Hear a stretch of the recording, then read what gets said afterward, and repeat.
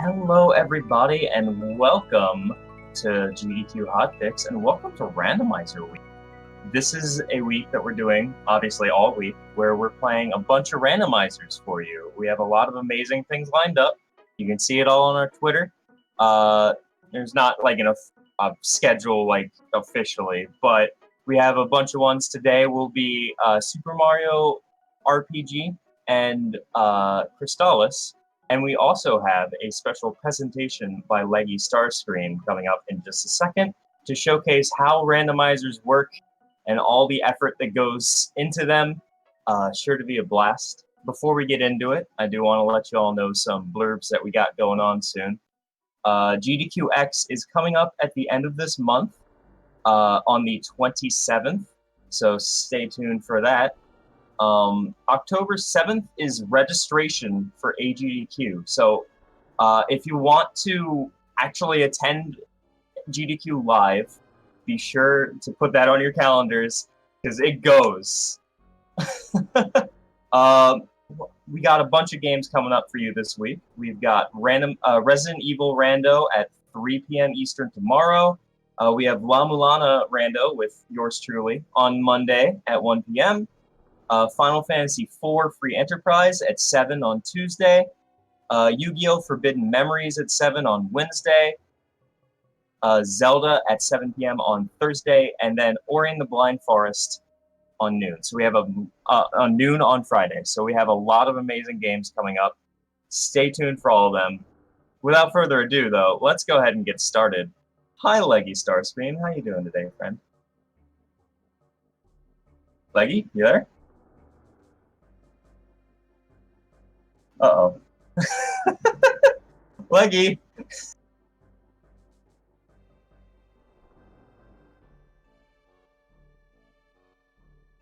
Let me do the old @ magic. You there? She went offline. Hello. Oh, hello! Hi, Leggy. Everything okay? I don't think Leggy can hear us. Okay. I don't think Leggy can. Leggy put on the One Ring and is in another dimension. This is a known thing, apparently. So give us a second. Listen. Alright. Leggy has mastery over randomizers, but Discord is not a randomizer.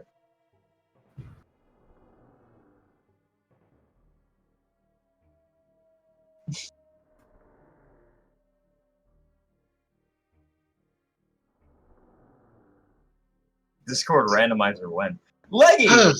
Sorry about that. For whatever reason, on my desktops, both of them, Discord starts making it so that I can't hear other people after a certain amount of time, and I don't know what happens, and I totally forgot about it. It does that for me too, actually. Still better than Skype. How you doing, Leggy? Yeah, the weird thing is, now that I've moved back over to my laptop, we're not going to have this issue, because it doesn't happen on my laptop, it only happens on desktops. So, Leggy, what are you showcasing for us today? I am showcasing a academic lecture that goes over the basics of randomizers. Sounds very interesting. It's designed for people who don't know what a rando is, and I'm going to be covering some of the basics, like what a randomizer is, a little bit of why we do it, and also some basic details about how it works. Alright, that sounds great. Why don't you go ahead and take it away for us? Alright. So as previously stated, hi, I'm leggystarscream. And I'm here talking about randomizers. So I'm sure the first question in everyone's mind is, who gives you permission to just sit here and talk about randomizers? Well, I am a streamer, I'm a speedrunner, I do a lot of randomization. I play Final Fantasy I Randomizer. I'm currently the lead of the community center for that. I'm also one of the developers of that randomizer, as well as the HMS Jane Final Fantasy I Game Boy Advance randomizer.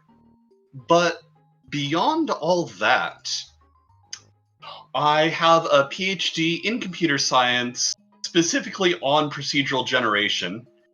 And I like to joke that I'm a recovering academic. I have a actual day job now, but I really love this academic style thing, and I'm really excited to share some of that with everyone here today. So what is all this? So what we're doing today is I'm just going to go over some of the basics of what randomizers are, how they do things.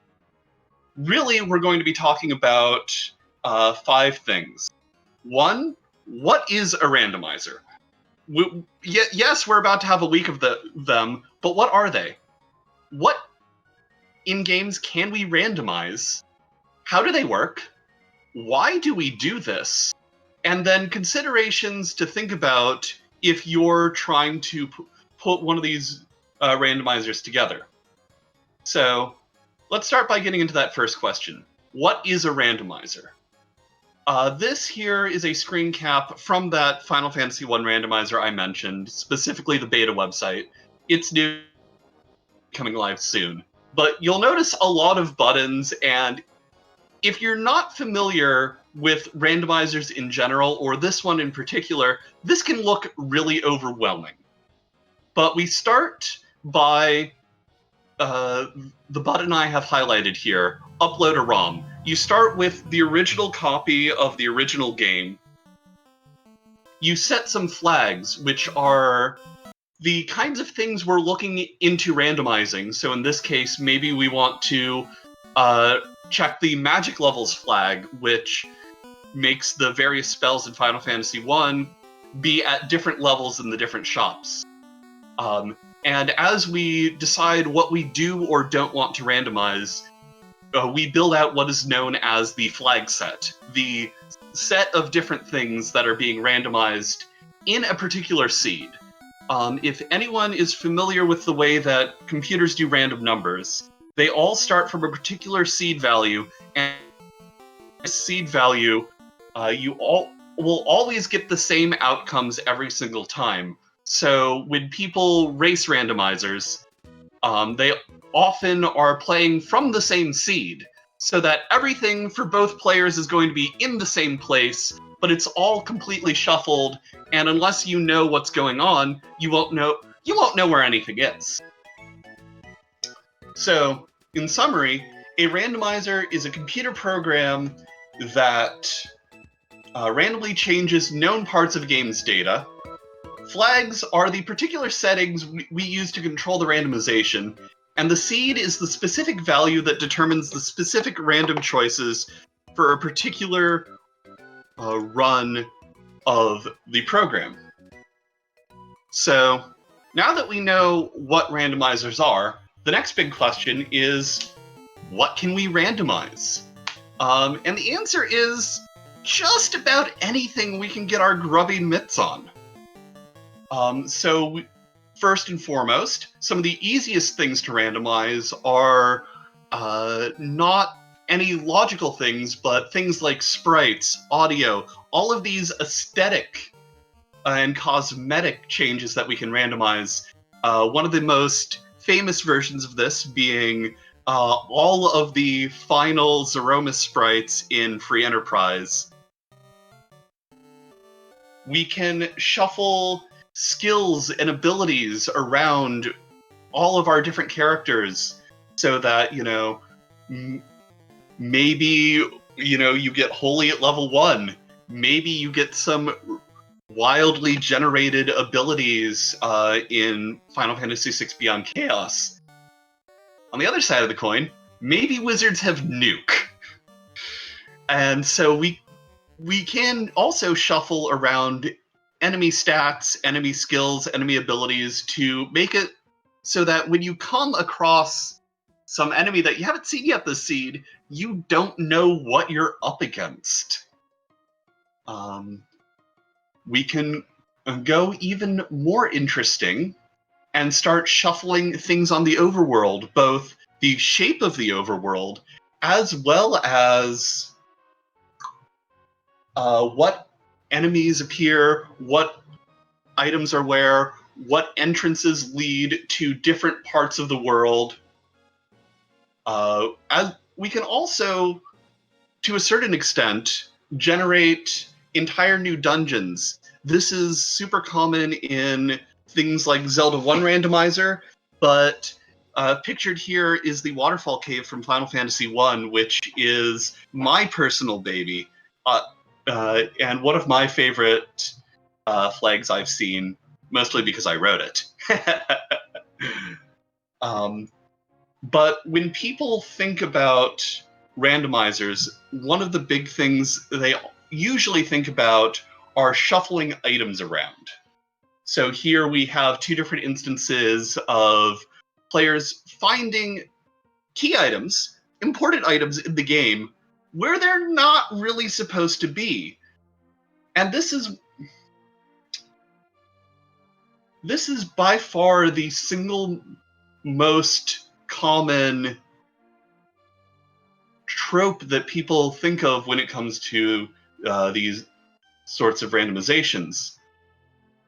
And, of course, if we want to go even one step further, we've started to see things like combo randomizers, such as, the Super Metroid Link to the Past randomizer shown here. We also have multi-world randomizers, where multiple players are playing different seeds, but one player's items can appear in the other player's game, and through a combination of an internet connection and some wizardry to get the two games talking to each other, I can go out into the world and find things that you can use in your game and vice versa.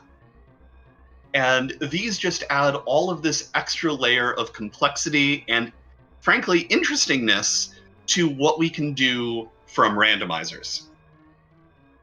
So, fundamentally, as previously mentioned, randomizers work by taking the initial game ROM, shuffling all of the data around, and then saving that out as a new ROM. Two of these steps are really easy. One of them is a little more complicated, and this is the big part that people have to spend a lot of time thinking about when developing the new randomizers, to make sure that we get this really, really solid. Because when we shuffle this game around, we need to make some promises of our finalized version of the output ROM. Otherwise, we might just get a broken, garbled mess out, and that's not fun or worthwhile for really anyone. So, the first promise is that the game needs to be completable. There has to be some way to get all of the required items, get into go mode, go finish the game by whatever definition. Usually, a lot of randomizers include the additional criteria that everything that gives you progression in a game, anything that unlocks new areas or new places to check for various items, needs to be obtainable. And by doing this, you get the first one for free, because if you can get everything you need to beat the game no matter what, you know you can beat the game no matter what. But where it gets tricky is trying to prevent soft locks. And when we think about soft locks, one of the common ways we think about it is things like this, where you're playing through the game, and this is in particular a task that I found that demonstrates what a soft lock is. But we're going. Doop doop. We're doing some weird things involving clipping through a pipe. And then we get to the end, and the game freezes. There's nothing left we can do to continue. Oh dear. But in randomizers, these sorts of soft locks can be a little more subtle. When we're shuffling things like enemy locations or aesthetical things, or even the sorts of JRPG abilities used in combat, we don't have to worry about that. We know that, in a JRPG, if given enough time, if the player can just grind up and overcome enemies, maybe down to a certain amount of RNG on some of those tricky bosses, but you'll be able to get through the game. We don't need to worry about the logic of the randomizer.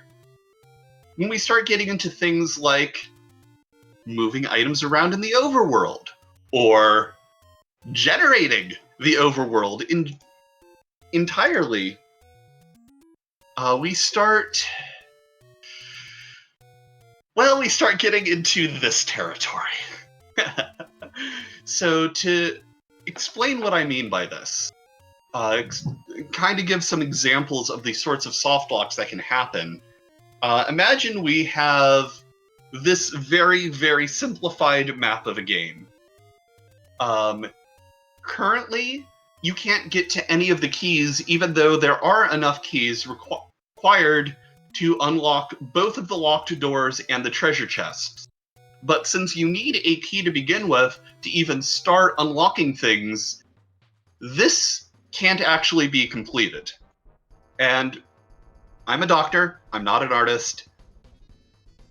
Hell, I'm more of a computer scientist than an artist. So let's just ignore the fact that I made these in MS Paint. So getting back on topic though. Okay, this is easy enough to realize and fix. Obviously, in order to start this process, we need to get a key to begin with.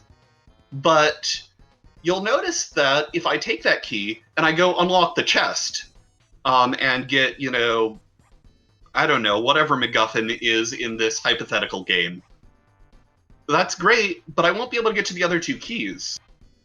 In this case, that's okay, because those keys would just be used to unlock the door to another key. But in a situation like this, where there is that second treasure chest we should probably try to get at, because, that treasure chest might contain go mode, and if we take that key and just go up before going to the right, we might be able to lock ourselves out of beating this seed in general. And so a lot of the time and effort into designing randomizers, and a lot of the computational power that goes into the actual shuffling process, is specifically designed to fix problems like the ones we just talked about. So, how do we do that? Well, we need code to analyze whether or not a solution we find is valid. These usually take the form of algorithms that, in essence, run through the seed. It's not like TaskBot or anything where it's actually playing through. We have a representation of the data in the computer code that we can look at and verify before we actually spit out the final ROM at all. If we run through this and we find that the game's beatable, great, good, we're done. We can just go. But if we don't find it, well, the simplest solution here is to just take that solution, throw it in the trash, and start all over again, putting things down in new random locations. And most of the time, totally fine, not an issue. Sometimes you run into the longer randomizer when it's being a little slow. Yep.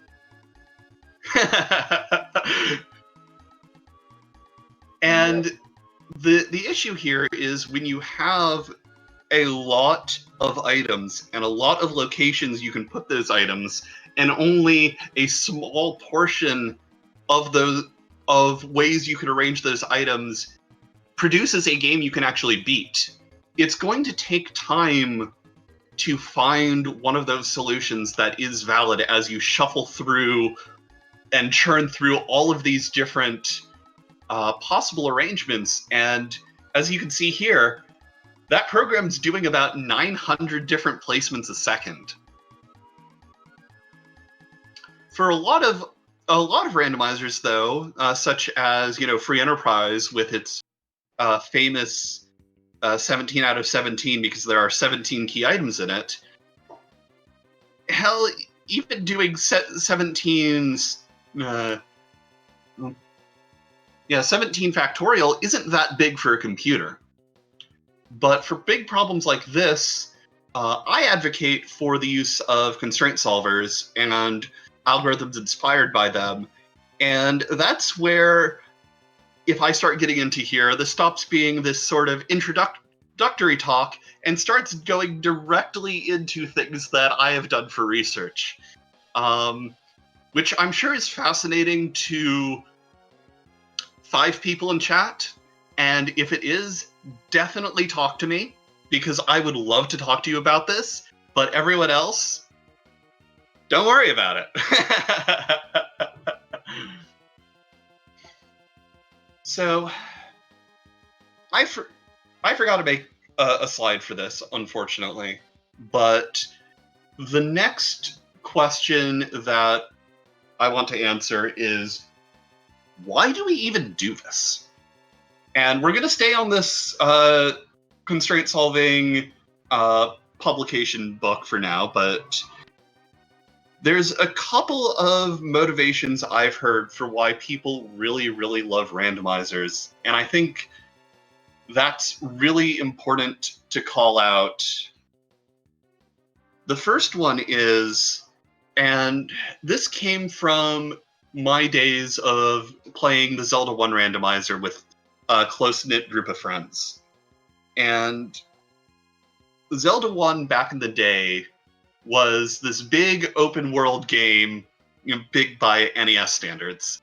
And you had to explore and check every nook and cranny of that game to try and figure out where to go if you weren't, talking with friends or using a strategy guide, etc.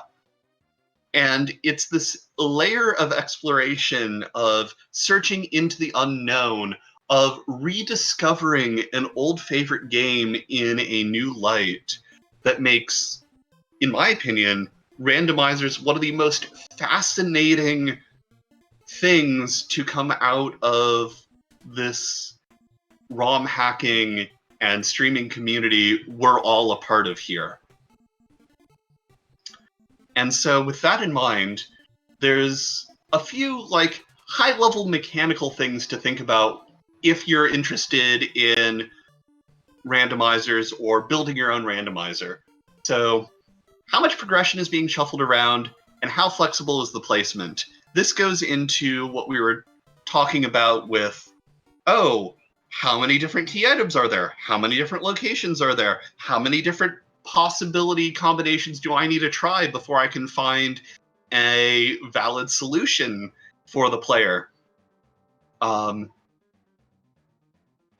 Depending on how big, small, constrained, unconstrained this problem is, you're going to want to put different sorts of tools to work within your new randomizer program.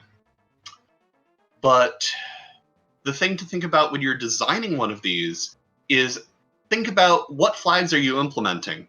Are you not really interested in doing anything that changes progression, not forcing players to do that exploration, but you're really more trying to make a randomizer that feels like a challenge mode? There's nothing wrong with that. Beyond Chaos, the FF6 randomizer, is super popular for a reason. It makes the game really interesting and challenging because you're given these weird sets of tools that you need to beat all of the enemies. On the other side of the coin, you have things like Zelda 1, where you can shuffle around all of the things on the overworld. You can make it so you don't know whether or not a screen is going to be from the first quest or second quest. You can completely regenerate the dungeons, and there's a variation on Zelda 1 coming through that is working on generating the overworld as well, and really driving home that sort of exploration and trying to figure out where to go within this unknown space. The next question is, how fine-grained are these controls? Final Fantasy I, the NES version, has a very fine-grained slider for enemy stats where you can tune it exactly to where, in terms of how high and low the enemies can possibly go on their stats. On the other hand, a lot of flags in a lot of randomizers are just, is this shuffled? Is this not shuffled? Are we shuffling all of the items? Are we not shuffling all of the items? And so the sorts of experiences you can create from this level of control versus the, okay, you know what you're getting into, just check the box if you want to do this thing today, are two important considerations. And finally, tying those two together, what kind of experience are you trying to create from this randomized game? Are you hoping to make something that'll test a player's ability to get through tricky combat puzzles? Are you hoping to make the player have to look up where that last freaking chest is that they never checked in vanilla? Those are going to really guide the first two questions. And I think asking these sorts of questions is really, really important for designing randomizers, but also designing the flag sets for an existing randomizer. And so with that, and with those questions in your mind, I hope everyone here is super, super ready to watch a whole bunch of really, really talented players doing a lot of amazing runs of various randomized games. You're going to see some really interesting things, and I'm seeing where the players get trolled. I know everyone is. But hopefully this lecture both clears up some questions that people who are like, what is a randomizer, have, while also giving people here who have, played a dozen, 24 different randomizers before, something to think about going forward. As previously mentioned, I am Dr. Leggy Starscream. You can find me on Twitter or Twitch at just Leggy Starscream. And thank you all so much for your time, and I'll be seeing you around. Thank you, Doctor. That's the good Dr. Leggy Starscream. Be sure to follow her. And be sure to stay tuned, because we've got a lot of amazing randomizers coming up. Next time on Dragon Ball Z, we have Super Mario RPG with our wonderful runners Locke and In the Name of DT. So don't go anywhere. We'll be right back.